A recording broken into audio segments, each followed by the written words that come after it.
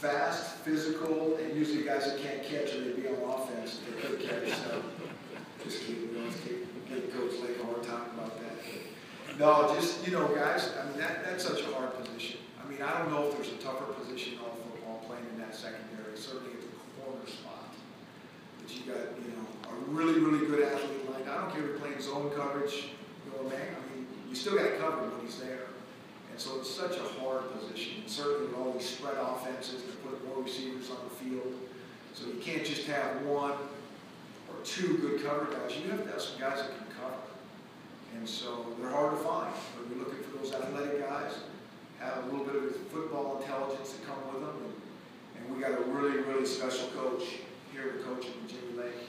He's the best there is. And so I feel great about that situation moving forward. Chris, when you recruit receivers, on here you've got one that's 5'11", 6 foot, and then you've got a guy that's 6'5". Is it your kind of thought that you want balance, where you maybe want a big possession guy and maybe a smaller, quicker type? Well, if we could get about 8 or 9 Megatrons, six guys that just run with it, we take it. But it's hard to get those guys, so you're kind of always mixing and matching the group, kind of getting to your point of, sometimes those smaller guys are jitterbugs and give them those bubble screens and they can go. The bigger guys are seam guys. But there is some mix and match there, but you're just really at the end of the day looking for guys that are extremely productive. I mean, they are just good out there with the ball in their hands. They do have some athleticism. We're always looking for speed, so we have to bring that to the table. And then we'll place it where we think is the right spot for them on the field. How important was it for you to have a quarterback in this class? I think really important. Having 3 guys, I think that's scary. And you're always trying to develop a guy, and you never know who's going to pan out and who doesn't. That's an interesting situation because I think when you go through the cycle, if you have 5 quarterbacks on your roster, 1 in each class, it gets crowded, it gets tough, it does. And so we've not done that, and we've done that, and I think my preference is to probably always do that because you just don't know how they're going to pan out and develop. And you need to get certainly one, but 2 that can really, really play. And so I think we'd like to take one in every class. Coach, you got 11 seniors and you signed 24 guys. I'm terrible at math. Can you help me out with that a little bit? I guess you're better at math than I am. I don't know. So there's been some, with the kids going to the NFL, there's been a kid or 2 that's quit, and so our numbers are a little bit more than just seeing those seniors right there. And then you're going to have some attrition from now until we start. And so, you're always projecting a little bit right there. Maybe a kid or 2 with gray shirts. We'll see about that down the line. But we feel good about the numbers where we are. Anything that gets us with roster-wise then? No, not at this point, yeah. I know there are so many people projecting Caleb McGarry to be an offensive one. What was the reasoning behind listing the defensive one? So the question was, what about Caleb McGarry? Everybody was projecting him to play offense. He's a pretty good defensive player. And I learned this a long time ago that I think if a kid feels very strongly about a position or one side of the ball, you really need to give him a chance to go compete there because that's where his heart is. I was one of those guys that was always trying to get moved. Nobody wanted me to play quarterback because I was too short, too small. And so I learned that. I mean, you just got to give kids a chance to do that. But he does have ability to play defense, so I think so we'll start there. I don't think he's married into the defensive side. I mean, everybody else was recruiting for offense, everybody. And so I think Caleb's good to either side. But I think we've told him all along, hey, if you want to start on one side or the other, hey, we're good. We think you're good enough to give you a shot either way. So he came to you, actually, that you'd rather play defense. I asked him if you have a preference, what side would it be? And he's kind of said he's always gravitated towards defense. And I said, well, we can start there and see how that goes. And if that doesn't work out, I think you're a big-time left tackle. I know it's hard to kind of project, you haven't even had spring ball yet, but ideally in terms of philosophy, do you like to redshirt most of the guys that are in an incoming class? Or aside from cornerbacks, obviously you guys are kind of thin there, but in an ideal world, is that? Yeah, in an ideal world, you'd like to redshirt every single one of these guys, but we're so far from an ideal world that probably half these guys will play for us in the fall. Yeah.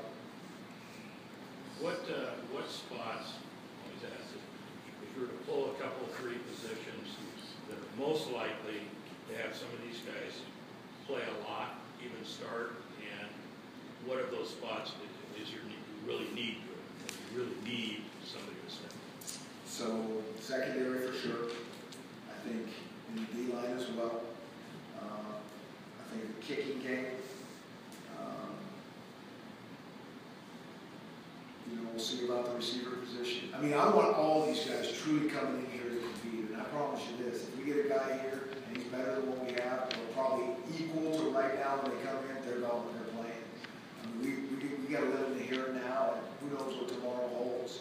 And so all these guys need to come in here to compete, to play. That needs to be their mentality. And if it's, if our need's not there or they're not quite ready, we'll pull back accordingly. But I want all these guys showing up and saying, I'm playing this year. How was this day for you personally? New environment, new situation, maybe not knowing exactly how it would go down? How was it? Well, I'm getting my path from to where I live here pretty good. Half the time I get lost, so that was good. I didn't get a flat tire like I did last week, so that was positive. And then all the kids that we were counting on signing did sign, so it was a good day. I don't know. We at this point, I think you go through this so long with these guys that it's fun to kind of wait around the fax machine or the computer or email their NLIs back. But I really have never had a bunch of anxiety on this day. I just kind of feel like these kids have given us their word, and if they're that OKG that we're all about, they're coming through. And if not, then they really weren't the guy that I thought they were going to be. And really, it's worked out for us pretty well almost every year.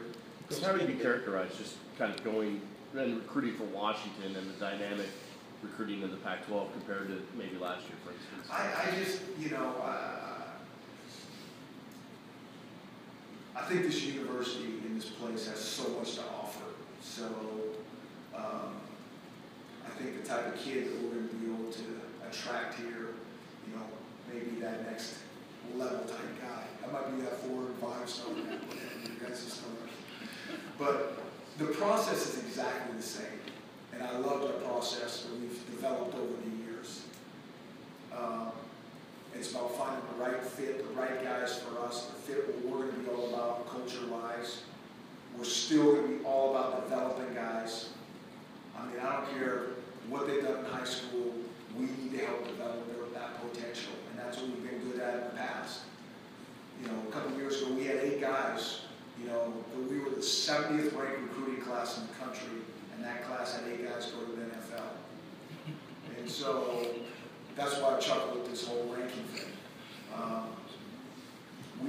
I've always been, our coaches have been good at making our own opinions and not getting hung up in that stuff. And just, does this guy fit us? Do we think that his best years are in front of us? Is he a football guy? Who wants to be coached like an 8th grader, we taught him? And if it's yes, yes, and yes, then we want him to come here. Coach, at the end of the day, these are still just 17 and 18-year-old kids, and they do some crazy stuff. Anybody on here keep you sweating until today? Anybody on your pins and needles list that made you wait a little bit longer, that you kind of sweated, or any good recruiting story from this year? Well, a couple guys still have a hard time figuring out how to use a fax machine. But I can't really throw too many stones at those guys because I don't think I can fax anything. So it was actually pretty smooth. There was a couple guys that were late that they were doing their signing thing late, and one fax machine, we got the copies upside down, so we were blank, and we had to do that, and somebody dated it wrong, so we had to redo it. Some of those type of things. Some people said, if Chris can make this kind of class in 2.5 months, what can he do with a full year? How much are you looking forward to having a full year at this university? We're really excited about that, to have a full year. And, just nobody likes to have to go that fast. Luckily, we had a lot of relationships before, but to really start from scratch and do this thing how it's supposed to be done. And really, it'll be just a different feel, it won't be quite so frantic. Even though I think it turned out really, really well, it was some tough sledding.